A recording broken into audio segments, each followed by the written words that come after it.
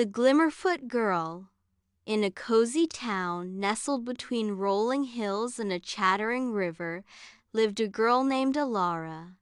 Elara was kind, curious, and loved to dance. But Elara had a secret worry.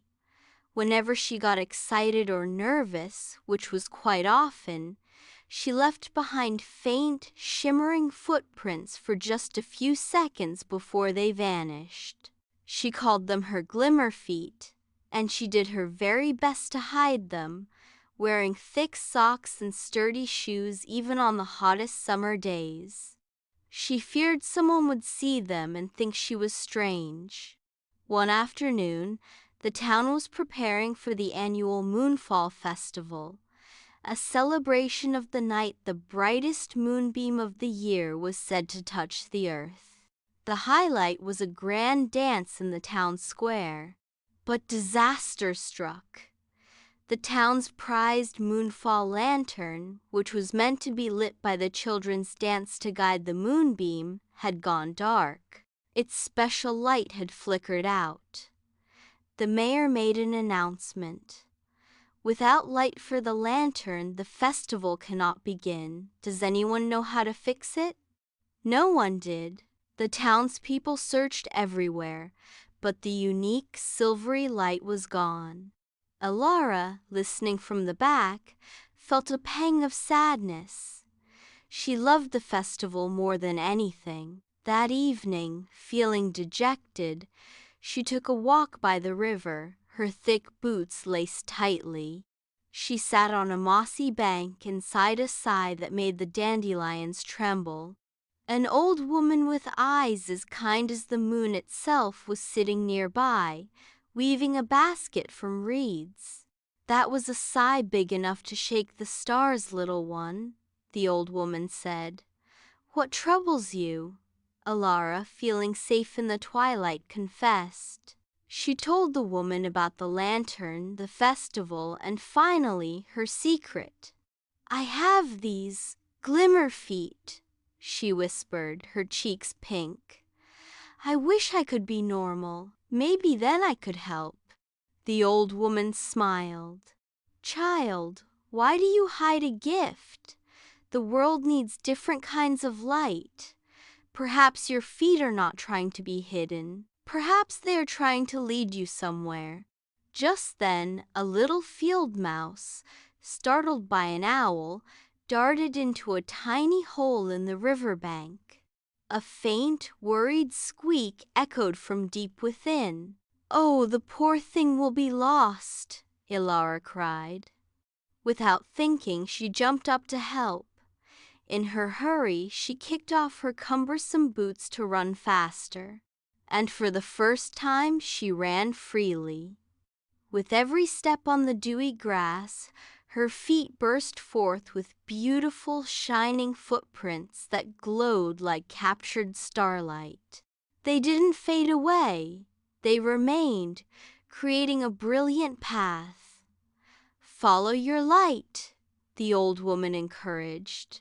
Elara ran, following the mouse's cries. Her glowing footprints lit the way under the darkening sky. She dashed through fields, under hedges, and into a part of the woods she'd never seen, her path a ribbon of light behind her. The trail led her to the mouth of a small cave, hidden behind a waterfall of ivy. The squeaks were coming from inside. Elara took a deep breath, and her glowing feet illuminated the dark cave. There, in a small nook, was the little mouse, shivering, and right next to it, nestled in the roots of an old tree, was a cluster of the most extraordinary flowers she had ever seen. They were silver and translucent, and they pulsed with a soft internal light, like a heartbeat made of moonbeams. The lost light of the lantern! It had to be! Carefully, Elara cupped one of the glowing blossoms. It felt warm and gentle in her hand. She then gently guided the little mouse out of the cave, her glowing feet showing them both the way back to safety. She ran all the way back to the town square, where everyone was still moping. They gasped as she arrived, breathless and barefoot, holding a glowing flower and leaving a path of shimmering light behind her. "Elara, your feet!" someone exclaimed. But it wasn't a gasp of horror, it was a gasp of wonder. She showed the mayor the glowing flower.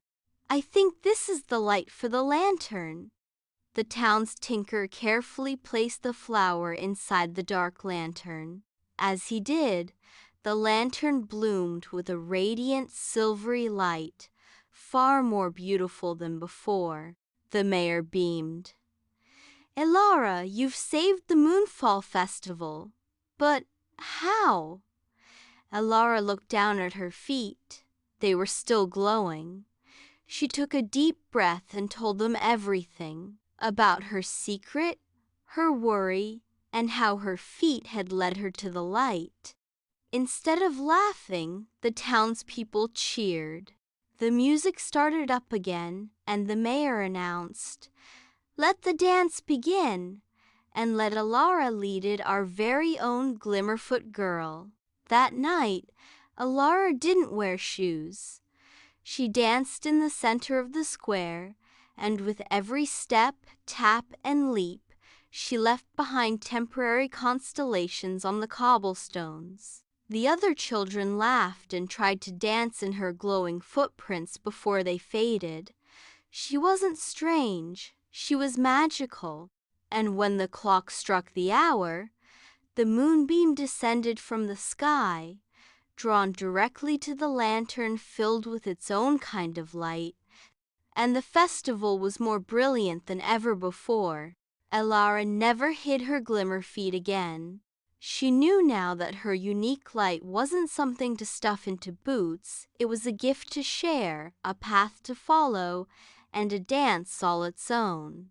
And from that night on, every time a child in the town got the hiccups of excitement, they'd hope for just a little shimmer on their own toes, dreaming of being just like the brave Glimmerfoot girl.